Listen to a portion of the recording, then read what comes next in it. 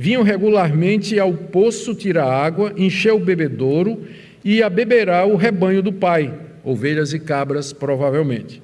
Naquele dia, alguns pastores chegaram, não sei se vocês perceberam aqui, chegaram depois que elas tiraram água, porque a sequência era essa: você chegava com o rebanho, tinha que tirar água, colocava no bebedouro e aí trazia o rebanho. Então as moças vieram, tiraram água, colocaram no bebedouro e os pastores chegaram e botaram elas para correr. E aí pegaram a água que elas tiraram e começaram a dar de beber ao próprio rebanho. Acontece que ali perto tinha um egípcio sentado chamado Joaquim ou Moisés. E aquele mesmo senso de injustiça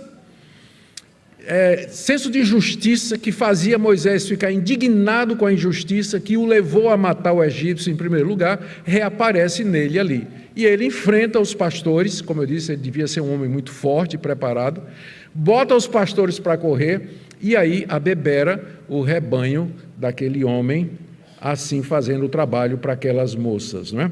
E elas então voltam para casa mais cedo, faceiras, alegres, né? Porém dando total bobeira, né? Ali estava um candidato, eram 7, não é? Então chegam em casa felizes da vida e o pai de 7 filhas está sempre pensando nisso, né? Por que vocês não convidaram o homem para vir jantar em casa, gente? Ou vocês também não ajudam minhas orações, né? Vocês também não ajudam. E aí então convida o egípcio, né? Moisés naturalmente estava em fuga do Egito, tinha toda aquela maquiagem, vocês já viram quadros que representam como os egípcios se vestiam, né? Geralmente pelavam o cabelo todo, punham uma touca, tinham maquiagem nos olhos, tinham um jeito específico de vestir, e as moças pensavam que eram egípcios. E então Moisés acaba indo para a casa de Jetro.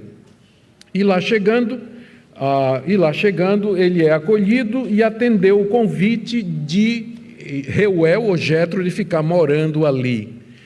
E depois de algum tempo, Jetro ou Reuel lhe dá como esposa a sua filha Zípora, que significa pequeno pássaro ou passarinho.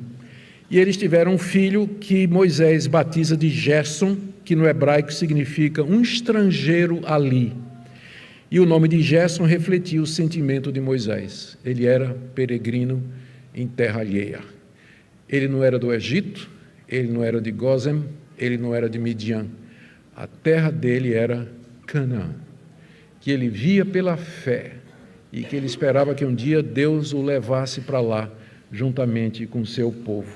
E ali ele vai permanecer 40 anos, até que Deus diga: agora chegou a minha hora, Moisés, e não a tua. E então ele sai de lá para libertar o povo de Israel. O que é que Moisés queria ensinar contando essa história ao povo de Israel? Primeiro, ele queria dar testemunho da providência de Deus, de como Deus controla a história. Deus guia os eventos de forma que o seu plano sempre se sucede. E com isso, Moisés queria encorajar os israelitas a perseverar e a confiar em Deus, porque havia chegado a hora de herdar aquelas promessas pelas quais Moisés, muito tempo atrás, tinha abandonado o Egito. Lembrem que, ao contar essas histórias, Moisés estava nas campinas de Moabe, em frente ao Jordão, olhando para Jericó, depois da qual estava a terra prometida. Era preciso atravessar o rio, vencer os cananeus e se apossar das promessas de Deus. Essa história certamente encorajaria os israelitas daquela geração. O Deus de Moisés é o nosso Deus, e assim como ele cuidou de Moisés, preservou Moisés, também haverá de nos preservar. E talvez Moisés queria também adverti-los contra a rebelião inicial dos seus primeiros pais, que primeiramente não quiseram receber Moisés. Era como se Moisés dissesse: não sejam como seus pais, porque a primeira vez que eu fui como libertador, eu fui rejeitado. Então vocês não sejam como seus pais, mas aceitem a minha liderança, que vem da parte de Deus, para que vocês possam herdar a promessa. E eu quero terminar com uma palavrinha a alguns grupos especiais, distintos aqui na igreja. Primeiro, uma palavrinha para você que está ansioso quanto ao futuro, pensando o que é que vai ser da sua vida, o que é que vai acontecer. Eu queria que você olhasse para essa história e visse o Deus da providência. O Deus de Moisés é o mesmo Deus seu, o mesmo Deus nosso. Ele cuida de você, de maneiras que você não imagina. Como, por exemplo, tirando Moisés lá do rio Nilo, pelas mãos da filha de Faraó, nessa ironia divina. Deus guia a história a seu favor. A princípio pode ser que você não entenda, que você não compreenda os fatos, mas não existem acasos na vida do crente. Tudo está debaixo da orientação sábia de Deus, o que não impede que você ande, que você faça o que tem que fazer, sempre debaixo da orientação de Deus. Então, essa palavra é para você que está ansioso, pensando com relação ao futuro. Descanse seu futuro na mão de Deus. Ele conhece todas as coisas. Faça o que você tem que fazer, faça o que é certo e confie que Deus haverá de abençoar.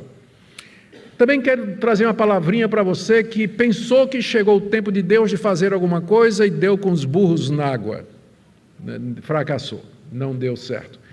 Deus tem o tempo dele. Às vezes a gente interpreta mal a vontade de Deus, como Moisés. Ele pensou que chegou a hora dele libertar. Ele tinha 40 anos, flor da idade, não é?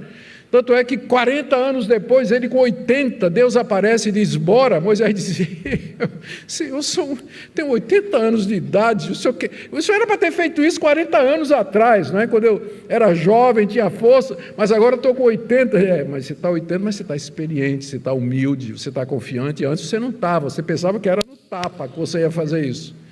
Mas não por força nem por violência, mas pelo meu espírito. Às vezes a gente começa um projeto, começa alguma coisa, pensa que está no caminho certo, está tudo errado. Não é que Deus abandonou você, não é que Deus não cuida, mas que talvez não chegou o momento dele, a hora dele. Talvez você tenha que aprender a esperar. Você precisa amadurecer, precisa rever alguma coisa e, mais uma vez, confiar em Deus também.